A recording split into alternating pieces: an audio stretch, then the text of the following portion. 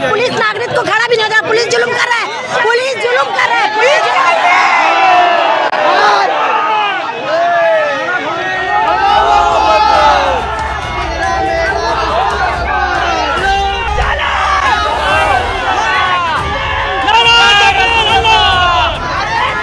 और नमाज में जब उंगली उठेगी तो मुसलमान बिल्कुल भी खामोश नहीं रह पाएगा।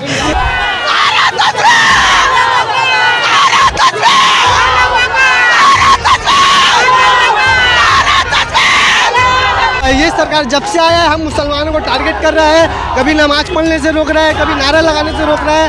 কেন্দ্র সরকার সুপ্রিম কোর্ট এবং সংসদরা আইন করুক যে এই দেশে একটিও গরু হত্যা করা হবে না।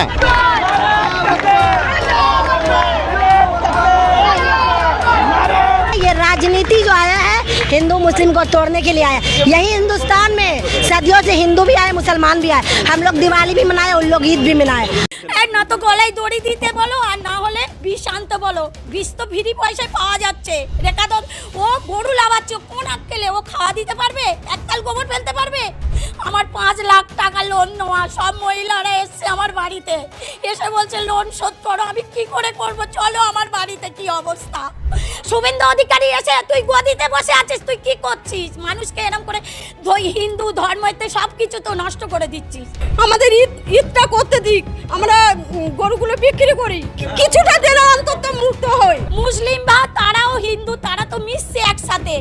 আমরা তো একসাথে আছি। তারা কোনোদিন দেননারি করেনি কি কারু আমাদের গলা ধাক্কান দিইনি। ওদের কুরবানিটা ওদের করতে দাও, আমরা বাঁচি। আমার মতন মহিলা, আমি মহিলা সমিতি থেকে 5 লাখ টাকা নিয়েছি। চলো আমার ব্যাংকে সব আমি জমা দিই, সুদ আসল। কি অবস্থা হচ্ছে? তা গোমাতাকে পারা যাবে না? তাহলে বিহারে তো ফ্রি গরু দিতে পারতো মোদি ফ্রি গরু দিতে পারতো, তো তাহলে তো আমরা সবাই সংবেদন করে আমরা তো গরু চালাতাম। ওদের কুরবানিটা ওদের করতে দাও, আমরা বাঁচি।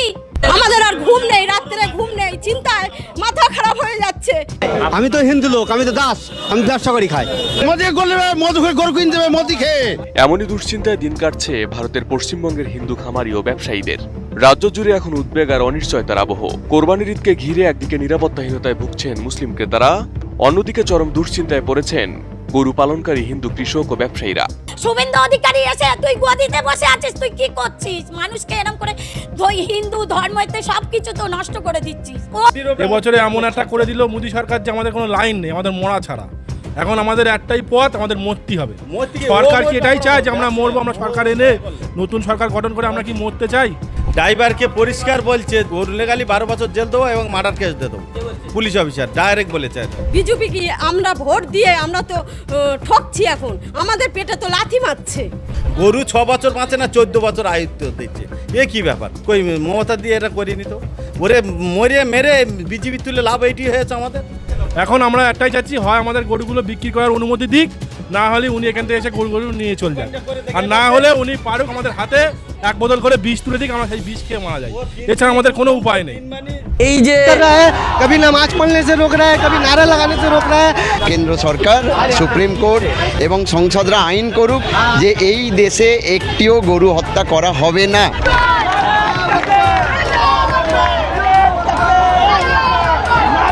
ये राजनीति जो आया है हिंदू मुस्लिम को तोड़ने के लिए आया।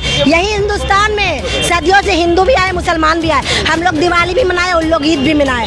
हम लोग का जो महल्ला जो है उसमें हर ये पता है क्या, और राजनीति का नाम से तोड़ा जा रहा है।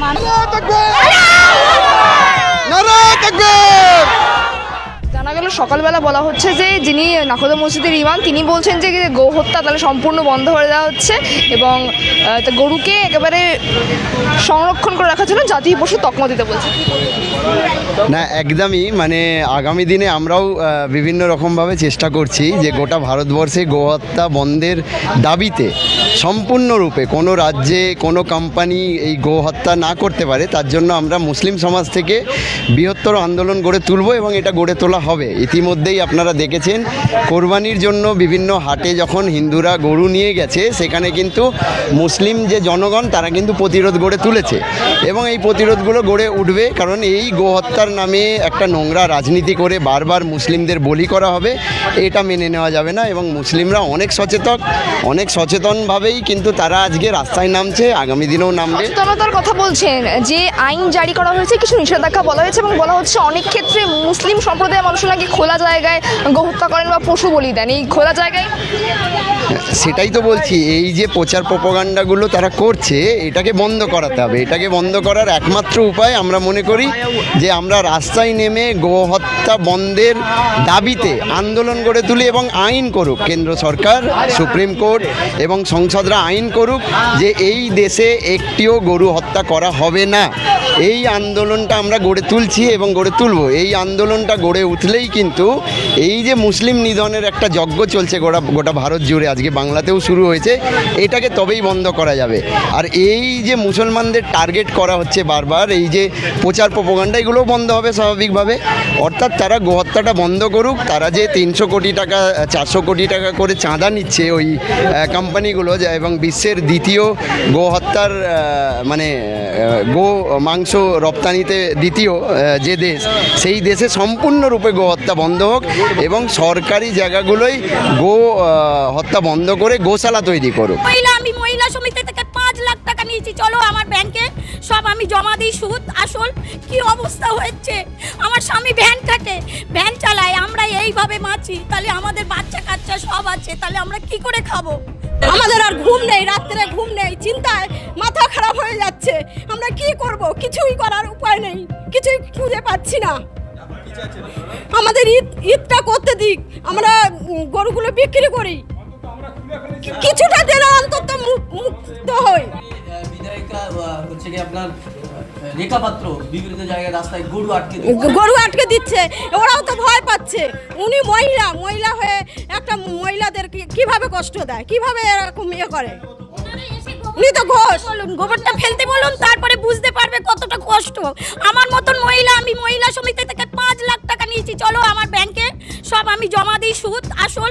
কি অবস্থা হচ্ছে, আমার স্বামী ভ্যান থাকে, ভ্যান চালায়, আমরা এইভাবে মাছি, তাহলে আমাদের বাচ্চা কাচ্চা সব আছে, তাহলে আমরা কি করে খাবো, কি করে করব? বিজেপি সরকার এসছে, আমরা মানলাম, ভালো হয়েছে, কিন্তু এ কি সর্বনাশ হচ্ছে। এক না তো গলায় দড়ি দিতে বলো, আর না হলে বিষ আনতে বলো। বিষ তো ফ্রি পয়সায় পাওয়া যাচ্ছে।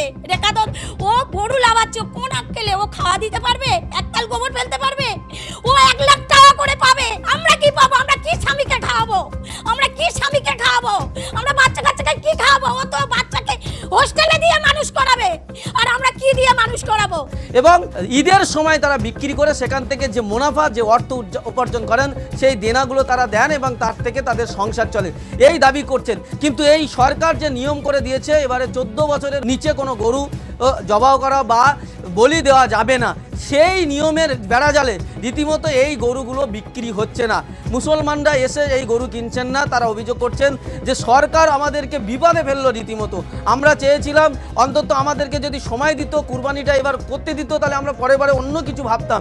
কিন্তু হঠাৎ করে নিয়ম তৈরি করার জন্য মানুষ বিপদে পড়েছেন। তারা বলছেন আমাদের আত্মহত্যা করা ছাড়া আর কোনো উপায় দেখছি না, কারণ লক্ষ লক্ষ টাকা দেনা করে আমরা এই গরুগুলো আমরা চাষ করেছি, এই গরুগুলো পালন করেছি এবং এই ঈদ উপলক্ষেই আমরা বিক্রি করি। কিন্তু এবার আমরা কেউ বলছেন আমরা 15 বছর, কেউ 20 বছর ব্যবসা করছেন, কোনো সময় এরকম ঘটনা ঘটেনি। এই বিজেপি সরকার আসার পরেই কিন্তু তাদের এই সমস্যার সম্মুখীন হচ্ছেন। চলবে কি সেটা পরের কথা, একটু যদি পরে টাকা না দিতে, তেল কেন গলা ধরে দিতে হবে? খুদি টাকা নেওয়া, আমরা কি করবো? টাকা দিয়ে টাকা পরে দিতে হবে না? বৌদির গয়না বন্ধক দেওয়া আছে, তাহলে সেগুলো ছাড়াবো কি করে আমরা? যে ব্যাংকে লোন আছে, আমাদের লোনটা তাহলে মুকাব করে দিক, তাহলে ব্যবসা আমরা ছেড়ে দেবো। এক্ষুনি আমরা কি করব? গরু তো ভুসি দিচ্ছে না, বিচুলি দিচ্ছে না, আমাদের উপায় কি? গরু বা মহিষের ক্ষেত্রে সরকার যে নির্দেশ দিয়েছে, এতে কি সমস্যা হচ্ছে আপনাদের? আমাদের তো লোন নেওয়া আছে, ব্যাংকের পর্চা দেওয়া আছে, আমাদের ভিড়ে বাড়ির পর্চা দেওয়া আছে, তারপরে সুদের টাকা নেওয়া আছে, মোষের লোন নেওয়া আছে, তা এইসব ভুসির দোকানে দেনা আছে, অনেক রকমের বিভিন্ন দেনা আছে। তা আমরা আমার ছেলেটা ধরো এখন এই বিএ পাস হয়েছে, কোনো চাকরি বাকরি নেই, হ্যাঁ, আমি ওই ছেলেকে পড়াশুনো করিয়েছি সব এই ব্যবসায় থেকে, ঘরদোরও করেছি এই 17-18 বছর ধরে খেটে। আমরা নিজেরাই মেরামত করে খেটে খুঁটে, লোকজন রাখিনি, নিজেরাই খেটে খুঁটে ব্যবসাটা চালাই। এই গরুর ব্যবসা করে আসছি, কিন্তু ব্যবসায় একবার লাভ হয় একবার লস হয়, তবু তো আমরা করতে হয়। কি করব, কিভাবে চালাবো, পেটটা তো চালাতে হবে। কিন্তু সরকার এসে, সরকারকে আমরা ভোট দিলাম যে বিজেপি আসলে আমাদের উপকার হবে, ভালো হবে, সেই জন্য আমরা ভোট দিয়েছি। কিন্তু বিজেপি কি আমরা ভোট দিয়ে আমরা তো ঠকছি। এখন আমাদের পেটে তো লাথি মারছে, গরিবদের পেটে লাথি মারছে। আমরা এখন কি উপায়, কি করব? কিছু তো করার মতো নেই। রাস্তা বিক্রি হচ্ছে না, মুসলিমরা নেয়, সেই মুসলিমরাও আসছে না, নিচ্ছে না, বলছে যে এখানে গরু নিয়ে আমরা কি করব, আমাদের রাস্তায় আটকাচ্ছে, আমাদের টাকা আমাদের ফেরত দিন, এই বলছে ওরা। পুলিশ এসেছে 11টার সময়, পুলিশ এসেও বললো, ড্রাইভারকে পরিষ্কার বলছে যে জেল গেলি 12 বছর জেল দেবো, মার্ডার কেস দিয়ে দেবো। পুলিশ অফিসার ডাইরেক্ট বলেছে ওদের। ও এসে বলছে যে এখানে গাড়ি কেন, তো বলছে গাড়ি রয়েছে স্যার, আমি তো জানি না, মালিক এখানে নেই, কিন্তু গাড়িটা খারাপ হয়ে গেছে। খারাপ হয়েছে বলে আমি সারতে এসেছি মেকার। বলে ইয়ে করবি না, ওরে বলছে 12 বছর কিন্তু জেল দিয়ে দেবো। হ্যাঁ, গরু লেগালি বলছে, গরু লেগালি 12 বছর জেল দেবো এবং মার্ডার কেস দিয়ে দেবো। এইসব ওই পুলিশ অফিসার কাল ডাইরেক্ট এসে বলছে। ওই ভাই না এই কাশি না, ওই আমাদের ভাঙড়ে বিজয়গঞ্জ থানা এসে ওরাই তো আসছে কদিন, পরশু দিনে যেন এসছে রাস্তায়। এখন বাচ্চারা যে গ্রাম অঞ্চলের লোক বাইক চাপবে না, হেলমেট মাই দুটো ছেলে ঠেঙিয়েছে, হেলমেট নেই বলে গ্রামের ভেতরে এই কোনায়, তাও এই কন্যারে এসে দুটো ছেলের মেরেছে, এসে এখানে দেখাচ্ছে দুঃখ কাঁদতেস। কী করে এইসবগুলো ঠিক? আগে গরু বিক্রি হয় না, মাথা খারাপ, যে ভুসির দোকানদার বিজলি আলো মোট দেয় না ধার, আমরা কোথায় পাবো? কিন্তু আমাদের তো লেন, ও যদি মনে করে যে হ্যাঁ বন্ধ করে রেখে দেখ, কিন্তু ও লোনটাতে দেখ, বাকিটা আমরা বুঝলে ও লোনটা দিয়ে দেখ। আমাদের ছেলেরা কি করবে, বেকার কমপ্লিট করে বসে আছে তো। ওরা কিন্তু সবচেয়ে